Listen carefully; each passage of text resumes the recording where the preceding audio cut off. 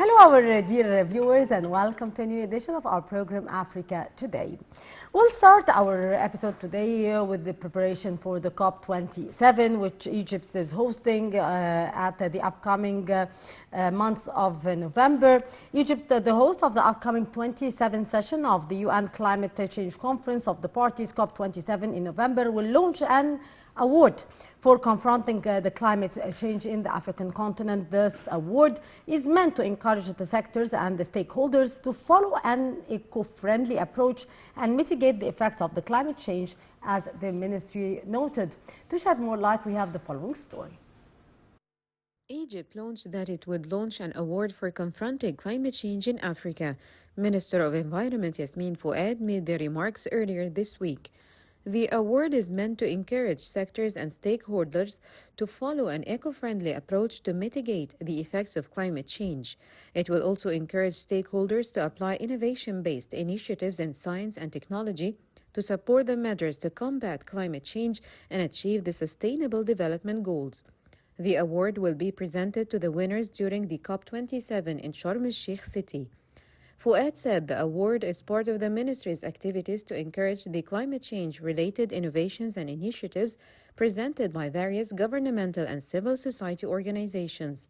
The award will encourage initiatives seeking a better green future for Africa and the world and will be in line with the vision of the Common Market for Eastern and Southern Africa, COMESA.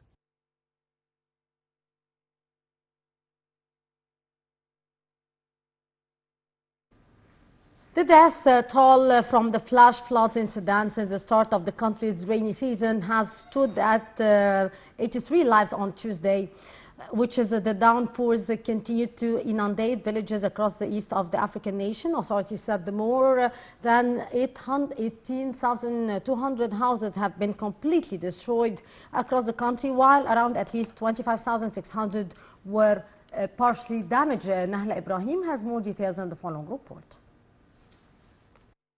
Have on Tuesday declared a state of emergency in response to floods which have killed 83 people and left tens of thousands homeless. On Sunday, the Sudanese authorities announced a state of emergency in 6 of the country's 18 states in response to the floods. More than 18,200 houses have been completely destroyed across the country, while around at least 25,600 were partly damaged. The United Nations said that more than 146,200 people have been affected by the floods. It added that the Western Darfur region and the states of Nile River, White Nile, West Kordofan, and South Kordofan are among the hardest hit. The Sudanese army has made efforts to distribute food and aid to those affected by the floods. Sudan's rainy season usually starts in June and lasts until the end of September, with floods peaking in August and September.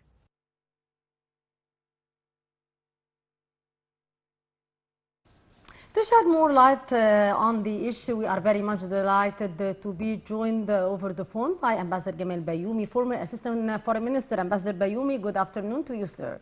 Good afternoon. How are you? How are you, sir? Ambassador Bayoumi, Sudan is suffering from the torrential rains that have been inundating villages with strong downpours. How have you followed the central government response to this crisis?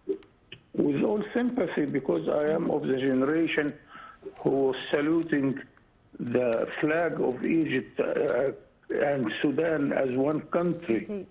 Until I was in the university, the head of the student union was a Sudanese.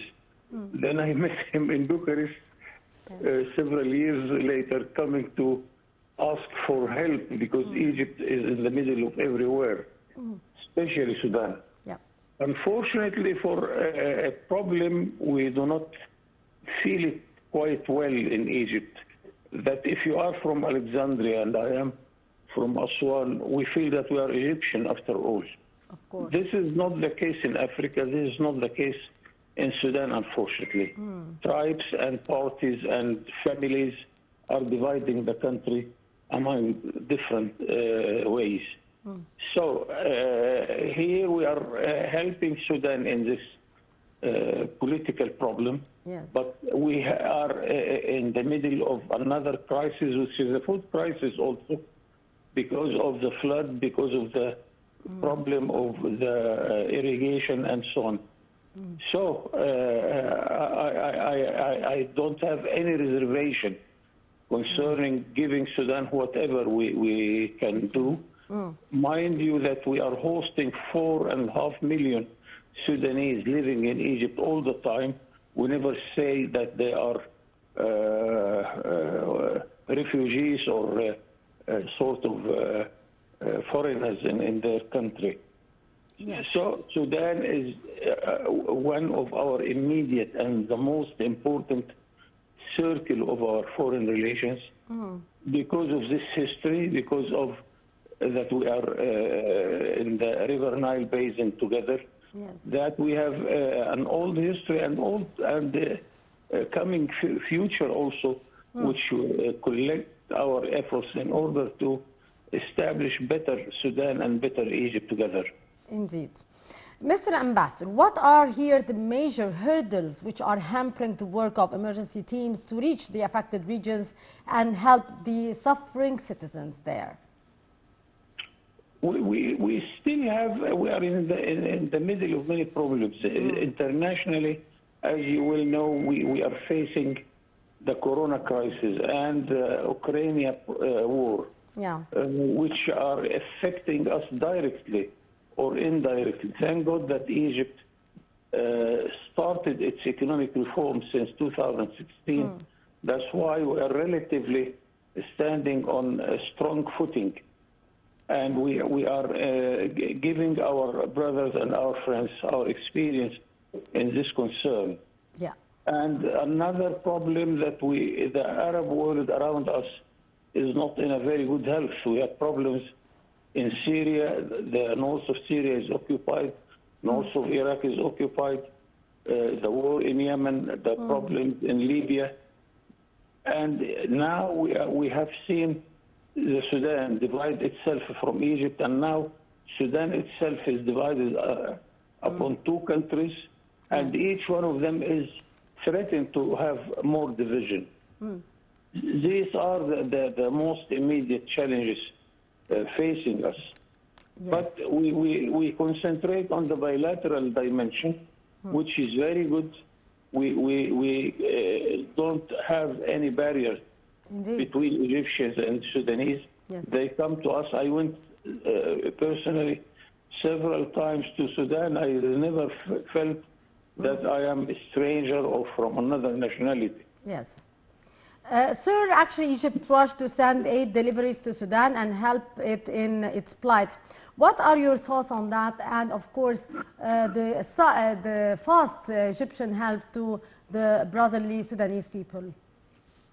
This is our duty, and we are up to it. And I think also that the whole Arab world is behind this problem. Of course. I remember that since some few years, we were invited several times in the Arab League to see how we can support Sudan, especially South Sudan.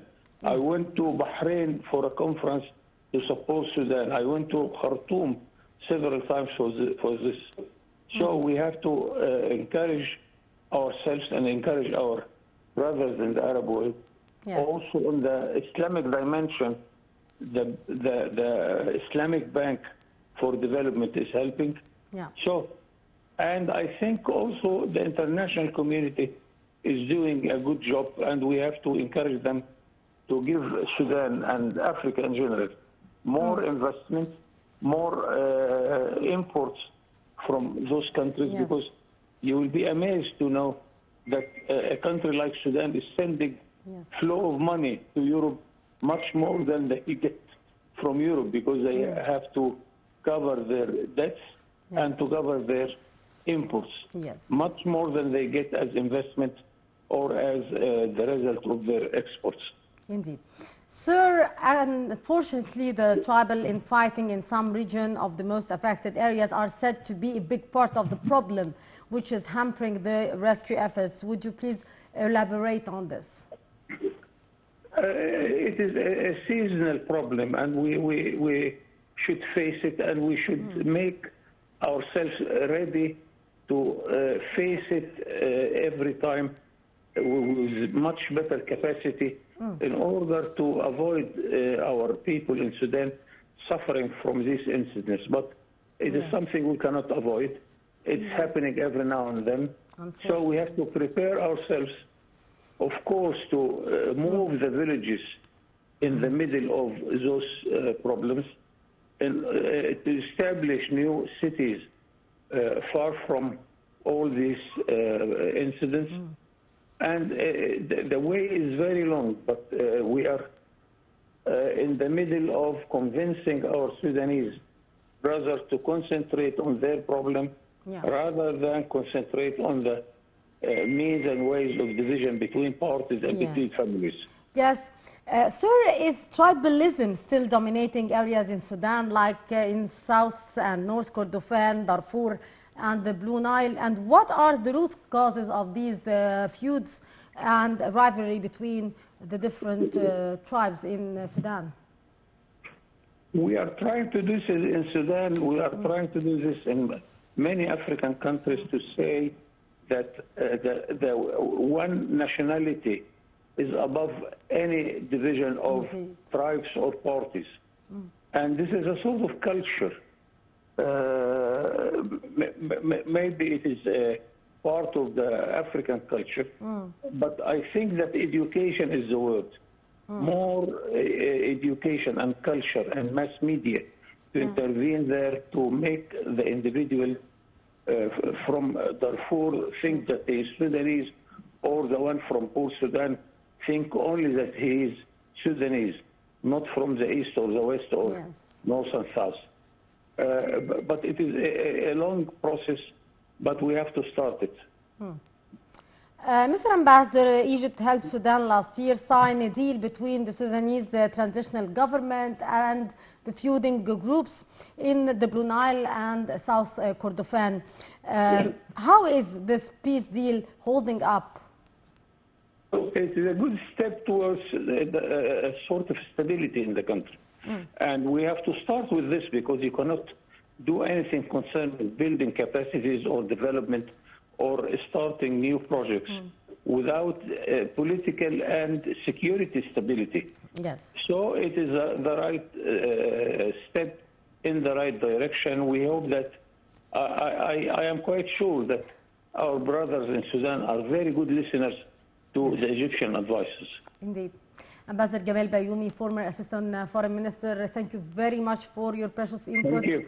And have a very good day, our dear viewers. And now the last item we are having today in our program is a feature story from Morocco.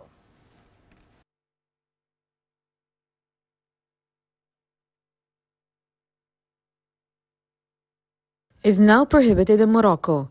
Well below the water scarcity threshold of 1,700 cubic meters per capita per year, Morocco is now rationing water.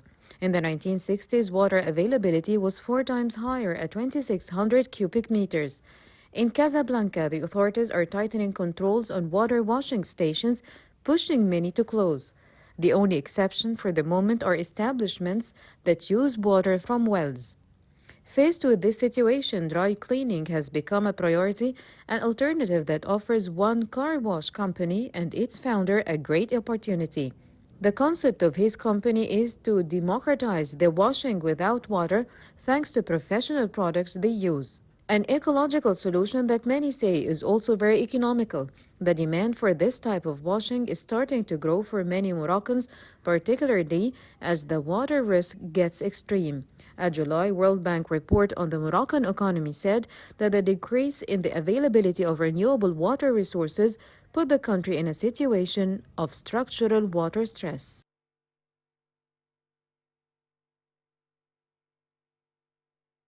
Well, with that, our dear viewers, we come to the end of this edition of Africa Today. My Rabia signing off. Many thanks for watching.